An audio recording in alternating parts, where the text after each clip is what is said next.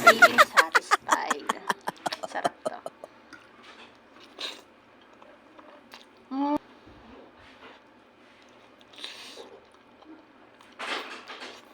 Good morning! Nag-craving nga pala ako, kaya niluto ko na itong aking matagal na stock na spaghetti. Siyempre, ang lahok lang natin ay yan, simpleng hotdog lang.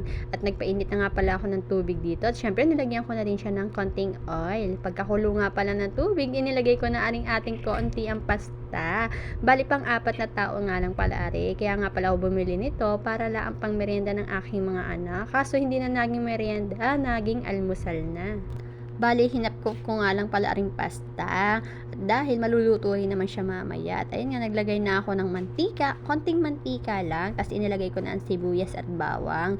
Pinagsabay ko na, ganun na rin naman. Kasi maluluto din naman talaga siya. At pagkatapos, isinunod ko na nga pala aring aking pangmalakasang lahok. Ang tender juicy hotdog. O diba? Kahit wala nang giniling, masarap talaga ako mag-spaghetti. Wow. At syempre, nang naluto ng hotdog, inilagay ko na ating sauce. At pagkatapos niya, nang maluto na ang sauce, isinunod ko na nga pala ang ating paminta at nilagyan ko na din siya ng konting asin. Pagkatapos nun, hinalo-halo ko na siya at sinabayan ko na din siya ng sugar. At pagkatapos, isinunod ko na nga pala aring pasta. Kaya nga pala hinap ko lang siya dahil maluluto din talaga siya ng paganare. Yan. At hinalo-halo ko siya. O diba? Ang sobrang sarap. Ganyan ang finished product ng spaghetti ni Bada. Init. Feeling satisfied. Sarap to. Kahit kulang sa lahok. Tikman na natin.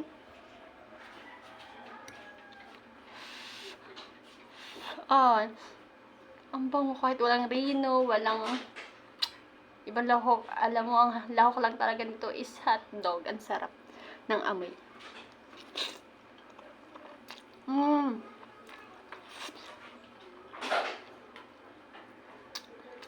Sarap.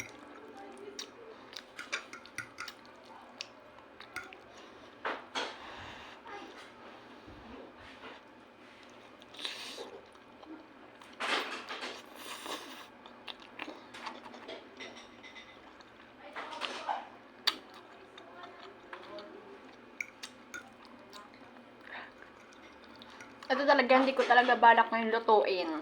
May araw tong lulutuin ko to. Kaso nag-craving ako. Kaya hindi na nakabili ng panlahok.